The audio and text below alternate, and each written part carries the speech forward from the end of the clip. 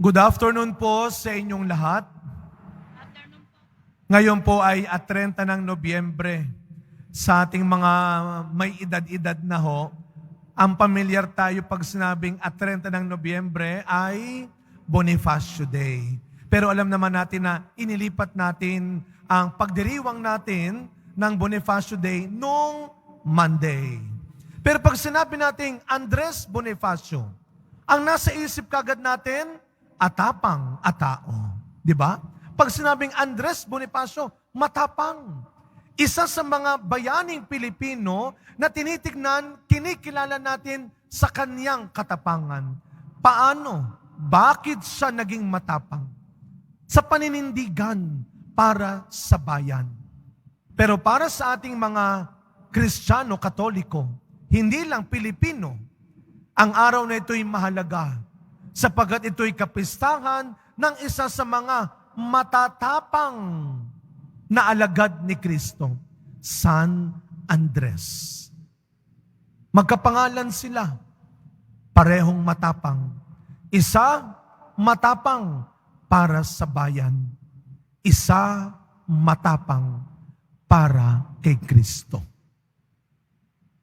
Pag sinabi natin katapangan, hindi lamang ito tungkol sa kakayahan mo na pasunurin ng iba. Hindi lamang ito tungkol sa kakayahan mo na makinig ang iba sa iyo. Alam mo ninyo kanina, ay Thursday ang ating feeding program ng Quiapo Church. Aba, medyo kumonti tayo kumpara nung nakaraan, 446. Ngayon, Huwebes, 398. Nabawasan na naman ang iilan. Marami pa rin. At isa sa mga lagi ko pong pinapaalala at ginagawa sa kanila ay hanggat maaari, kumbinsihin sila na itigil na ang maling ginagawa. Nakalimutan na ang masamang gawain. Na itama na ang anumang mali sa kanilang buhay ngayon. Hindi madali yon. Kung kayo ang tatanungin ko, kailan ka huling nagtama ng kapatid mo? Nakakatakot, Father, kasi siya ang gumagastos sa bahay namin. Kailan mo huling itinama ang asawa mo? Naku, lalong nakakatakot, Father. Bugbog sarado ko dyan. Kailan mo huling itinama ang magulang mo? Nakakahiya, Father. Nakikitira pa rin kami hanggang ngayon sa kanya. Kailan mo huling itinama ang katrabaho mo? May utang ako dyan, Father. Mahirap na. Kailan ka huling naging matapang sa ngalan ng katotohanan? Sa ngalan ng kabutihan? Kaya nga ang lagi namin sinasabi sa mga kapatid natin na pumupunta ng Huwebes ng umaga, hindi lang ito feeding program, formation program din ito. Ang ating ibinabalik sa kanila at binibigay sa kanila, hindi lamang ang kalusugan ng katawan nila, kundi kabutihan ng kanilang kalooban. Kabutihan ng kanilang kaluluwa. At doon tayo tinatawag maging matapang. Sabi nga sa ating unang pagbasa, ipahayag nawa ng mga labi natin ang Panginoon, ang mabuting balita.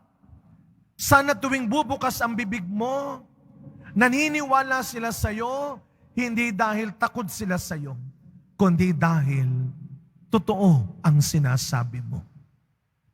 Mabuti ang ipinapakita mo.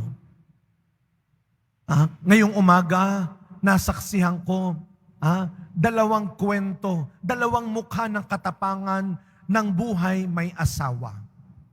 Kanina doon sa ating feeding program, nakita ko ulit, mga tatlo sila. Tatlong mag-asawa.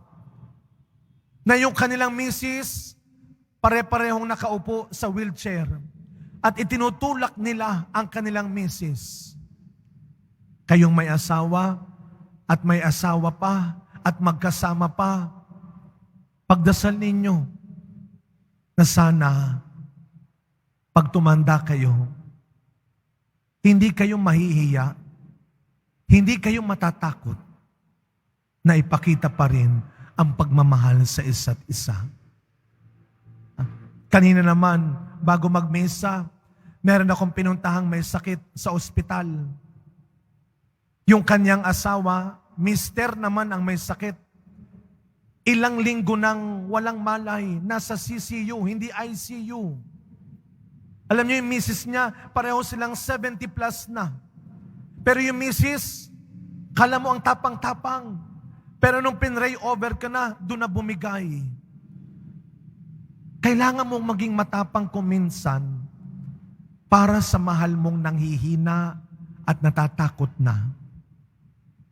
Ang katapangan ay mukha ng tunay na pagmamahalan. Kaya nung tinawag ni Kristo si Andres, si Pedro, si Santiago, anong ginawa nila pare-pareho? Iniwan nila ang lambat, iniwan ang kanilang karir, iniwan ang negosyo, iniwan ang pamilya, iniwan ang lahat para sa Panginoon. Kaya mo? Matapang ka? Katapangan ang pagpili sa Panginoon. At kung pinipili mo ang Panginoon, kung matapang ka, magsasabi ka ng totoo. Gagawin mo ang tama.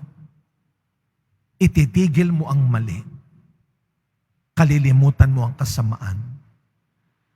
Sa pagpapatuloy na misa natin, mga kapatid, ang buwan ng Nobyembre ay hindi buwan ng katatakutan. Ang buwan ng Nobyembre ay buwan ng katapangan. Mga banal na tao na nabuhay at namatay para sa Panginoon. Ipagdasal natin na sana araw-araw, dalawin man tayo ng takot, ng nerbiyos, ng pagod, huwag tayong panghinaan at maduwag na mabuhay para kay Kristo.